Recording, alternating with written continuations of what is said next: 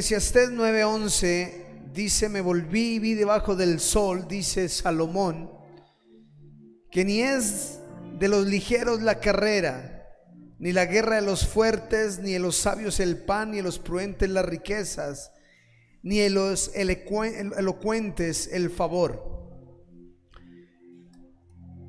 Salomón escribe y habla de que debería ser la lógica humana. Funciona así: según la lógica humana, el más ligero debe ganar la carrera. Es lo más lógico. Que el más fuerte gane la guerra, ¿verdad? Que el más prudente tenga riquezas, el más sabio pan, y el elocuente, el que tiene capacidad de hablar, tenga el favor de las cosas. Es como la lógica humana. Y es como lo que las personas tratan siempre de definir de una u otra manera, de acuerdo a las capacidades y habilidades de las personas. Sucede en nuestras familias, sucede en nuestros grupos más íntimos. Cuando vemos los dones, las capacidades de alguien, decimos: esta persona puede llegar muy lejos. Cuando vemos gente graduándose con honores, decimos: bueno, esta persona puede alcanzar muchísimas cosas por su habilidad, por su capacidad. Profesionales que terminan con excelentes notas, y podemos decir: bueno, esta persona tiene un futuro muy prometedor por su habilidad, por su capacidad. Pero cuando vamos a la práctica en la vida, no funciona así, no es tan así. Quiero compartir una palabra un mensaje, una reflexión que creo que va unido con lo que hablábamos el domingo, viernes y domingo pasado, que estamos hablando de David en aquella cueva de Adulam y de aquel inicio de su reino con 400 enlutados, amargados y endeudados.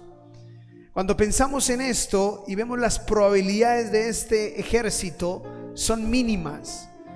Humanamente son probabilidades muy pocas.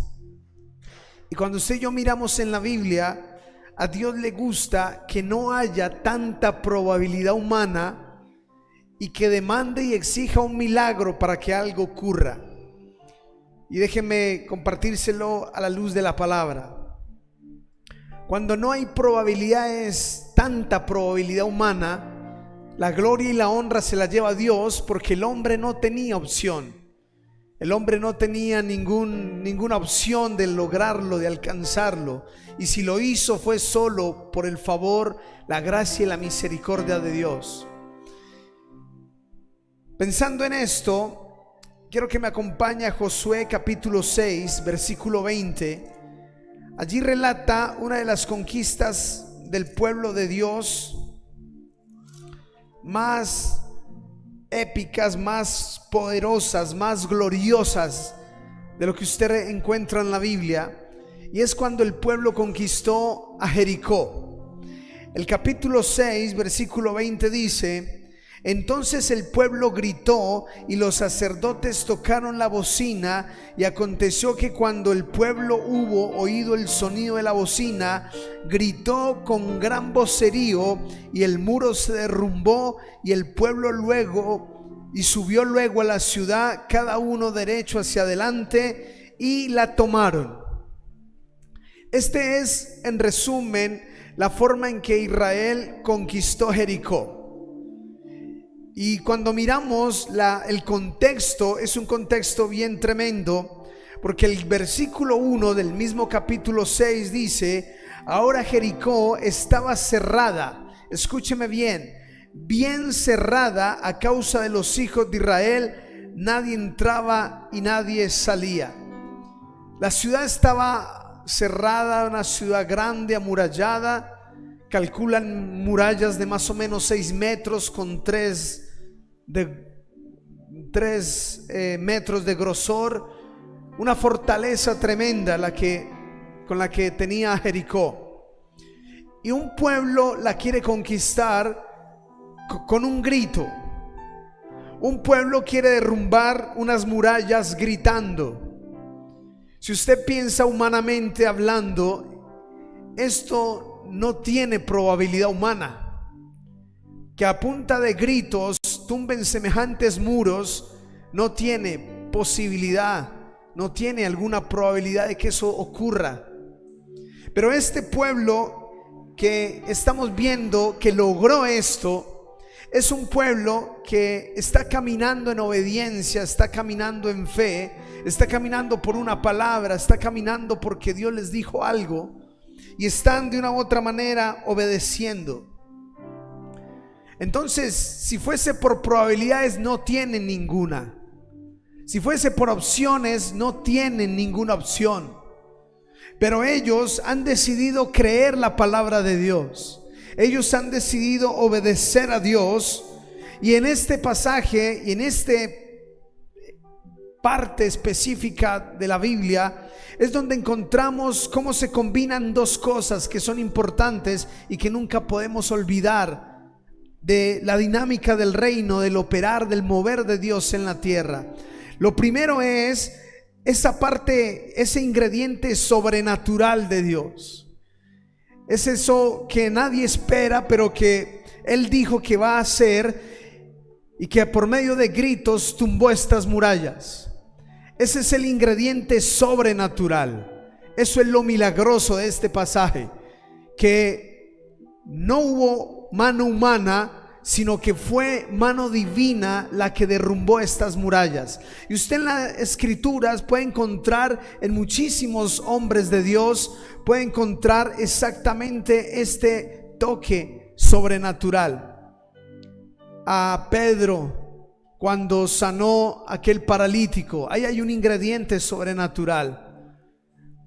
Cuando vemos los profetas, en la escuela de profetas, cuando hubo la multiplicación de panes, de peces, cuando hubo aquel milagro del hacha flotando, todos esos son esos ingredientes sobrenaturales que siempre acompañan a los hijos de Dios, a los siervos de Dios. Cosas especiales, gloriosas. Pero esa es una parte. Diga al que está a su lado, esa es una parte. Pero hay otra parte, y es la parte mía, la parte humana. Mi aporte a que eso suceda. A veces pensamos de que lo sobrenatural de Dios solo se mueve y ocurre porque sí, y no es así. Mi esposa acababa de decir algo. Dios está en todas partes. Dios está en todo lugar, pero no en todo lugar se mueve y se glorifica su poder. Dios está en todas partes y en todo lugar, pero en algunos lugares, en algunas familias, en algunas vidas se manifiesta de manera poderosa y especial. Eso es lo que hace que sea diferente. Entonces, ¿qué es lo que hace que sea distinto? Es aquella parte humana. Como mi esposa decía ahora en el momento de la ofrenda, Caín y Abel presentaron juntos su ofrenda, pero hubo una que marcó una diferencia en la presencia de Dios. Y siempre vamos a encontrar que esa parte mía, esa parte humana, si bien no es la que merece el mover y la gracia y el poder de Dios, sí es indispensable para que eso ocurra. Es decir, en otras palabras, el mover de Dios y el poder de Dios se mueve donde hay un corazón de fe, se mueve donde hay un corazón dependiente, obediente. Entonces vemos este pueblo que tumbó estas murallas, pero este pueblo lo hizo de una manera especial. Acuérdese que ellos dieron una vuelta durante 6 días y el séptimo día dieron 7 vueltas a las murallas. Pero tenía una característica especial estas vueltas, y era que no decían nada, lo hacían en silencio. Entonces imagínese usted dando vueltas a las murallas de Jericó sin pronunciar palabra alguna, en silencio rotundo, porque así les había dicho el Señor. Lo tremendo es llevarlo a cabo. Lo tremendo es hacer caso, lo tremendo es cumplir, lo tremendo es dar toda una vuelta marchando, caminando y el del lado sin hablar con el otro.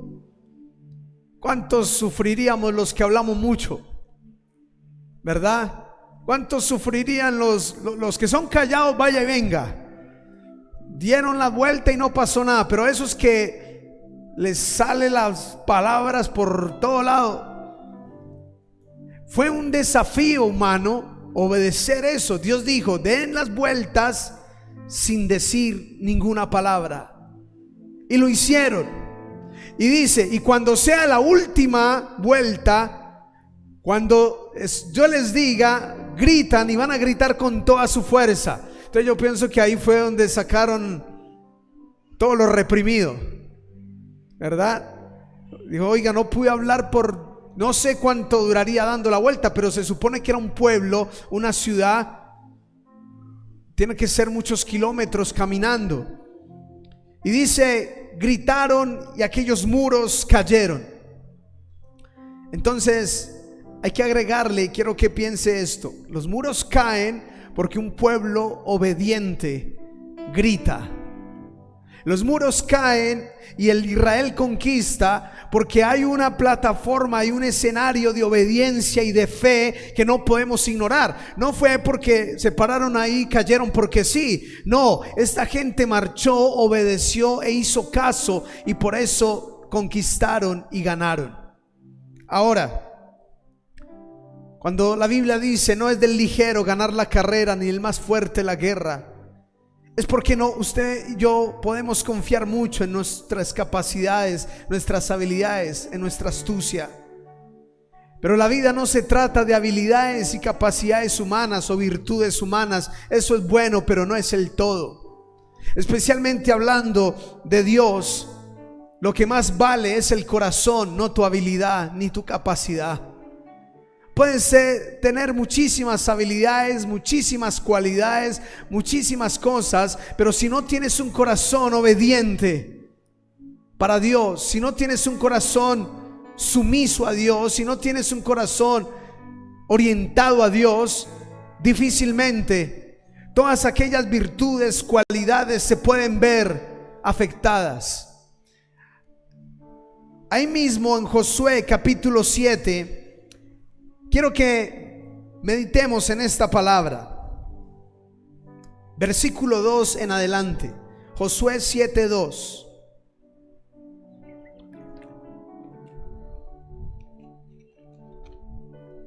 Dice: después José envió hombres desde Jericó a Jai, que estaba junto a Bet-Aven, hacia el oriente de Betel, y les habló diciendo: subid y reconoced la tierra. Y ellos subieron y reconocieron a Jai.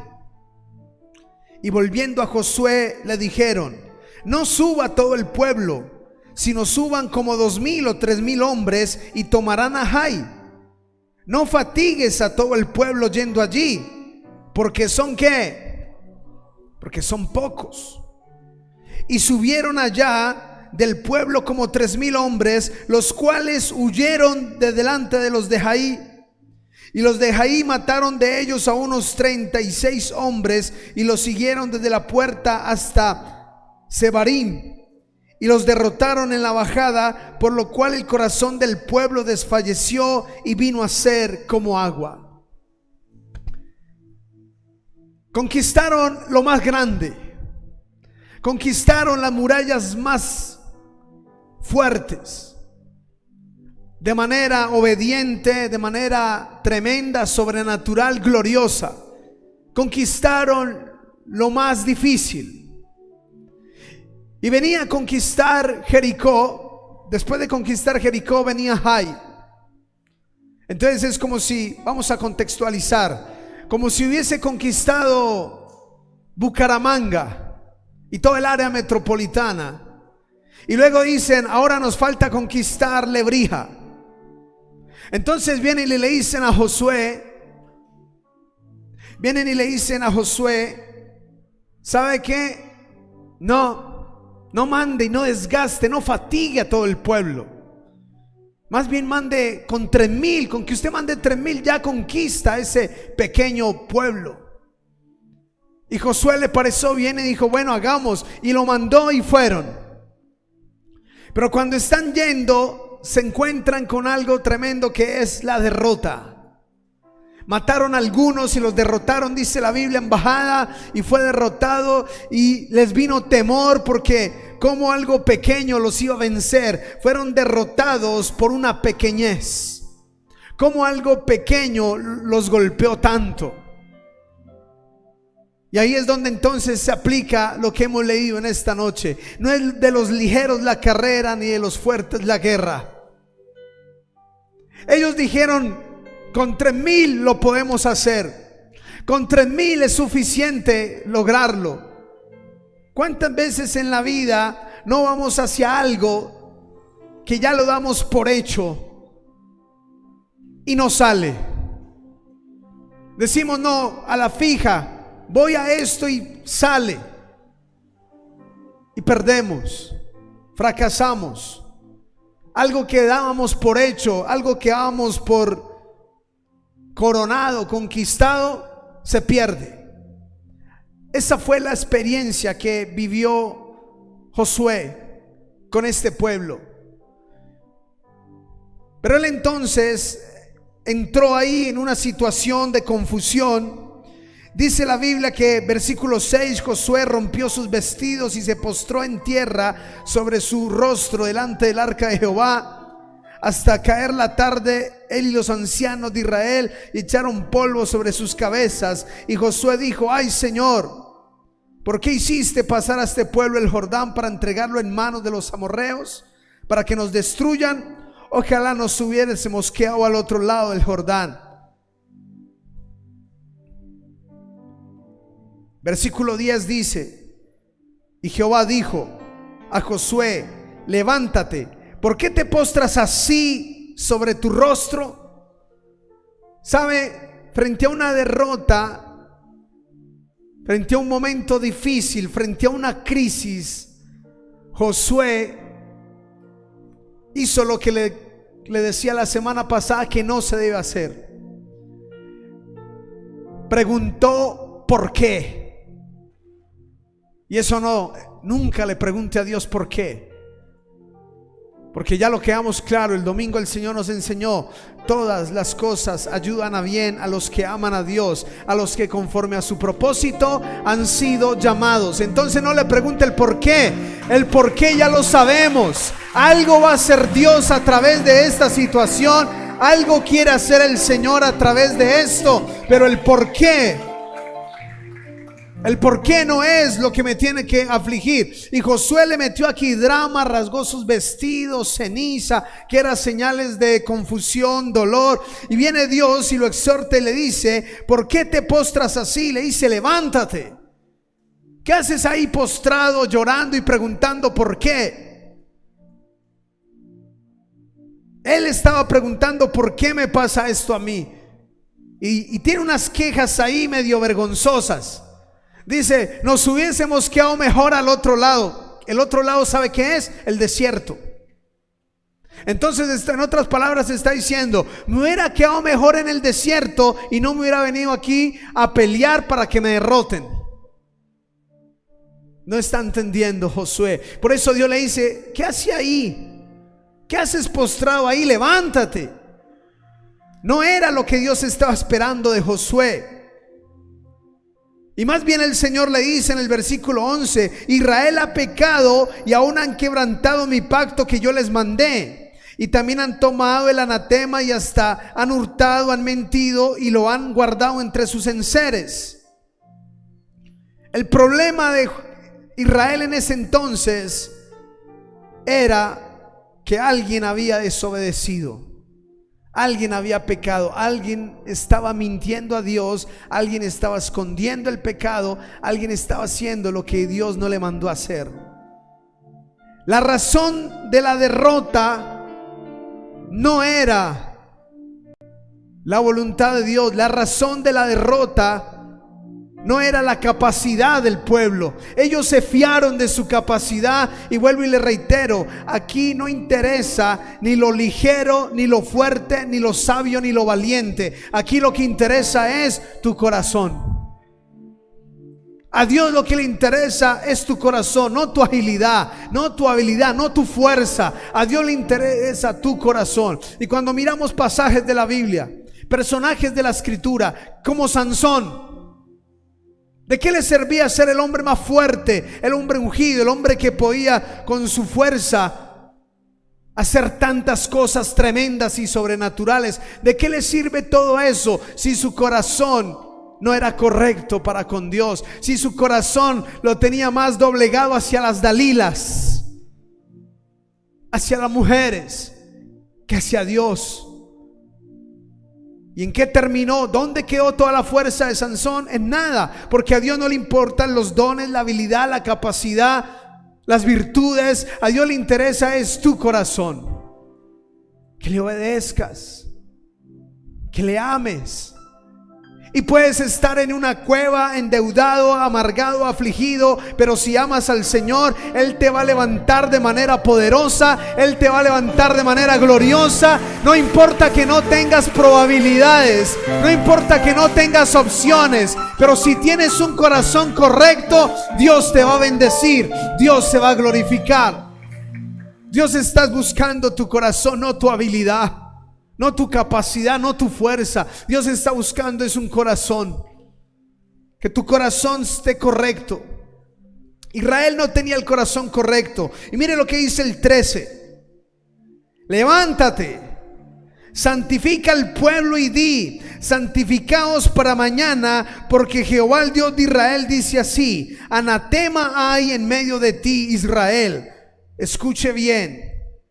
No podrás hacer frente a tus enemigos hasta que hayáis quitado el anatema en medio de vosotros. Mire esta palabra, iglesia. No podréis hacer frente a tus enemigos hasta que hayáis quitado el anatema. El cristiano está batallando contra fuerzas espirituales de maldad. La Biblia dice: porque no tenemos lucha contra sangre y carne, sino contra principados, potestades, gobernadores y huestes de maldad en las regiones celestes. Nuestros enemigos son espirituales. El reino de las tinieblas ya no es como en los tiempos de Josué una guerra física, es espiritual, pero el principio aplica el mismo. El principio es exactamente el mismo. Tú no puedes enfrentar y derrotar al diablo mintiendo, pecando, escondiendo anatema, haciendo lo que a Dios dijo que no hiciera. ¿Sabe qué fue? Puede leerlo en casa con más calma. Dios dijo: de esa ciudad no cojan nada. Y un hombre llamado Acán cogió un lingote de oro, cogió un manto babilónico, fue y lo escondió debajo de su tienda. Él pensó que lo que había hecho, como Josué no lo vio, como nadie lo vio, pensó que Dios tampoco lo había visto.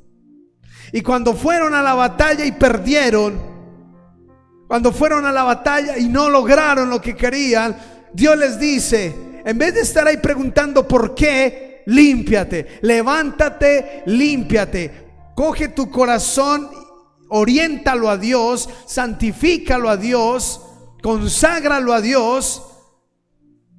Mientras está ahí preguntando por qué, 3,000 sí lo hubieran logrado. Pero aquí Dios nos enseña, iglesia, no se trata de mi poder, no se trata de mi habilidad, de mi capacidad, se trata de tu corazón. He visto gente con todo a favor y han perdido porque su corazón no era el correcto, porque su corazón no se alineó con Dios, porque en su corazón escondieron anatemas que estorbaron su conquista. Y yo le digo, iglesia, no escondas anatemas. No hagas cosas, no desobedezcas a Dios. No importa que el pastor, la pastora, el líder no te vean, eso no importa. Es Dios. Tu conducta, tus comportamientos, tus actitudes para Dios. No importa, vuelvo y digo, puedes estar en una situación, la Biblia dice, Dios levanta del polvo al pobre y del muladar al menesteroso y lo hace sentar en silla de príncipes. No importa realmente dónde esté, pero si el corazón es correcto, Dios se va a glorificar allí.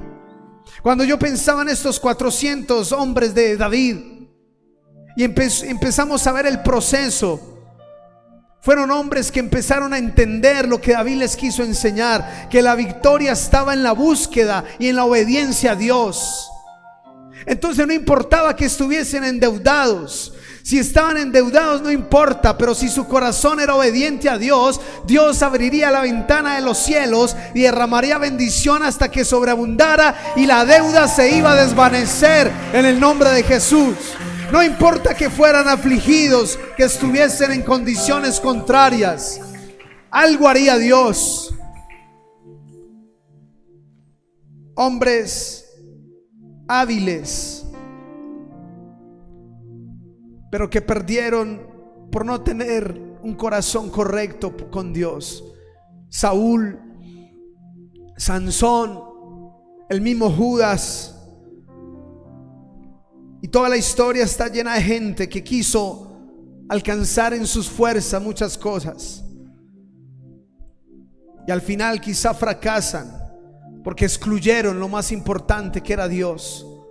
Pero cuando le damos el primer lugar, cuando Él es el número uno, cuando agradarlo a Él es lo que más me interesa, las cosas cambian, aunque no tenga probabilidades. Déjeme hacerle un recorderis. Abraham, ¿qué capacidad tiene para fundar una nación si es un viejito a punto de morir y su esposa es estéril? ¿Qué probabilidad tiene de éxito?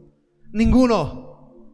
Pero tiene un corazón de fe, tiene un corazón correcto, no en perfección, no correcto de que no falle, correcto de consagrado, correcto de entregado. Esto no se trata de ser perfecto, esto se trata de tener disposición. Dios no está buscando que tú seas intachable, que mejor dicho, que te comportes de manera intachable, inequívoca. Dios está buscando es que tengas un corazón dispuesto, sensible a dejarse guiar y enseñar por Él. Ahora, Moisés, ¿qué potencial y qué capacidad tenía de ser el líder de una liberación, de un éxodo?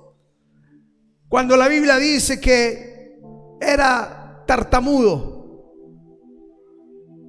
¿cómo un hombre tartamudo iba a ser el líder para liderar toda la salida del pueblo de la esclavitud? Pero fue el que Dios usó, porque Dios no estaba detrás de su elocuencia, Dios estaba detrás de su corazón. Dios no estaba buscando el más elocuente de Israel, Dios estaba buscando el corazón más apropiado para esa tarea.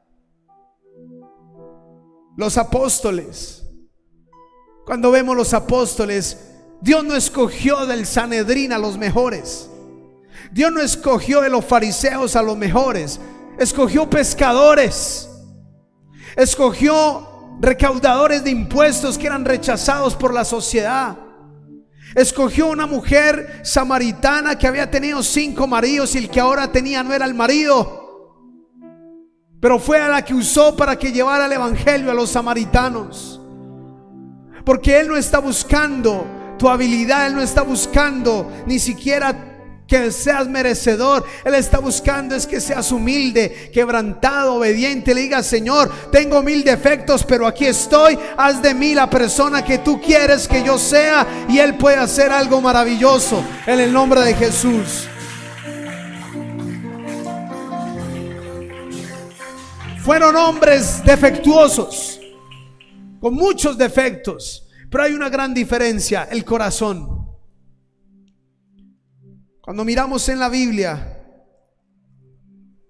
y si yo le pusiera en una balanza 2 casos, Si yo le dijere, aquí hay un hombre, de este lado hay un hombre que hace las cosas como él quiere, cuando quiere, como quiere, voluntarioso, necio y a veces terco. Y de este lado le tengo un homicida que adulteró, mató al marido de la otra, la dejó embarazada, hizo de todo. Si yo le pregunto a usted esos dos casos, ¿cuál es mejor? Humanamente, ¿qué vamos a decir? El necio, el que es medio voluntarioso, terco y le gusta hacer las cosas cuando quiere y como quiere, es menos peor que el otro, homicida, adúltero. Uy, no, qué tipo tan malo. Si yo le dijera a usted cuál de los dos merece estar desechado de la presencia de Dios, usted y yo diríamos el asesino adúltero. Pero si yo le digo que uno era Saúl, el necio, el terco, el voluntarioso era Saúl, y el otro era David, ¿qué marcó la diferencia entre los dos? El corazón. Porque el de aquí la embarró quizás peor que el primero, pero no dudó escribir el Salmo 51 y decirle: Señor, he pecado contra el cielo, he pecado contra ti, límpiame, Señor, estoy sucio, límpiame y seré más blanco. Se arrepintió y dijo: Señor, no quites de mí tu Santo Espíritu. Se quebrantó. Cuando el profeta Natán vino y lo confrontó, no dudó y se postró ante la presencia. Se puso ahí de rodillas ante Dios. Pero en cambio Saúl nunca aceptó que hacía algo malo. Más peligroso. ¿Sabe? Hace poco yo le decía a alguien algo, hablando de algunas personas. Debemos cuidarnos el corazón. La Biblia dice, lo dijo Jesús: las prostitutas y los ladrones van delante de ustedes al reino de los cielos. Se lo dijo a los fariseos. Y usted escucha eso y dice: tremendo. Está diciendo que una prostituta y un ladrón está más cerca de salvarse que el fariseo. ¿Sabe por qué? Porque el fariseo piensa que está bien y que no necesita más. En cambio, el que está haciendo lo malo sabe que necesita arrepentimiento, sabe que necesita cambiar, sabe que necesita tomar decisiones en la vida. Entonces, ¿dónde está la clave? En el corazón. Ahí donde está la clave, en el corazón. Hermano, yo quiero invitarle a que se identifique con los 400 amargados, enlutados, afligidos. Quizá usted dice: no tengo muchas posibilidades, no tengo probabilidad, pero tengo fe en un Dios vivo, tengo esperanza en un Dios de gloria, tengo esperanza en un Dios de poder. Dale ese aplauso a Dios.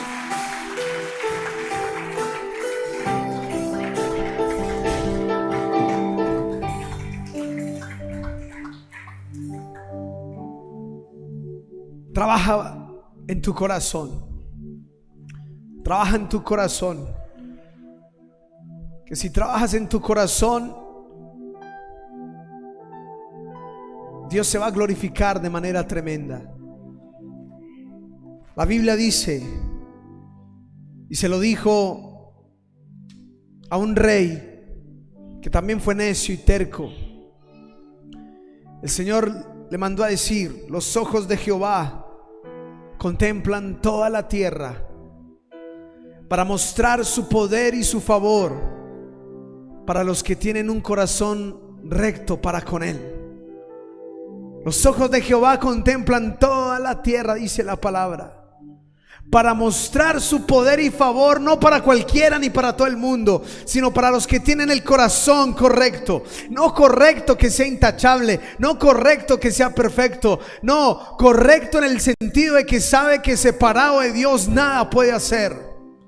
Correcto en el sentido de que sabe que en sus fuerzas no puede. Correcto en el sentido de que sabe que necesita de Dios, que es humilde, que no es orgulloso, que no es altivo, arrogante, sino que es dependiente de Dios. Por eso le recuerdo ese David en medio de su crisis, buscando a Dios para preguntarle: ¿qué hago? Qué humildad. Después de haber tumbado un gigante, después de haber ganado varias batallas, después de ser el capitán de tremendo ejército, tiene la humildad de arrodillarse y decirle: Señor, ¿qué hago? Guíame, muéstrame. Y dependiente a que Dios le dijera lo que tenía que hacer. Ese es el corazón que Dios no quiere que perdamos, el que es sensible. Por eso, hermano, la escritura no dice porque sí que seamos como un niño. Por eso Jesús dijo: si no vuelves a ser como niño, no entraremos al reino de los cielos. ¿Sabe por qué? Porque el niño tiene el corazón correcto. Ahora le pregunto: ¿un niño es perfecto? No es perfecto. ¿Pero qué tiene el corazón? ¿Qué? Correcto. A veces pelean con el amiguito ahí y a los 5 minutos, ¿qué pasó? Olvidado, hasta la mechoneada se perdonan y siguen como si nada, porque su corazón, ¿qué? Es correcto. No es resentido, es correcto. Por eso Jesús dice: sean como niños. Yo te invito a que en esta hora te coloques de pie.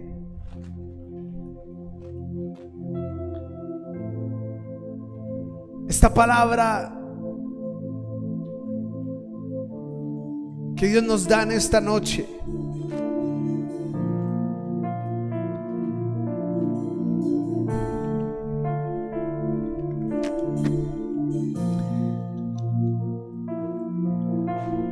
es porque hay personas que piensan que son las circunstancias las que le dan la victoria. Quiero contarle la historia de alguien. 2 historias que Dios me permitió ver y conocer, de 2 personas que quisieron poner un negocio.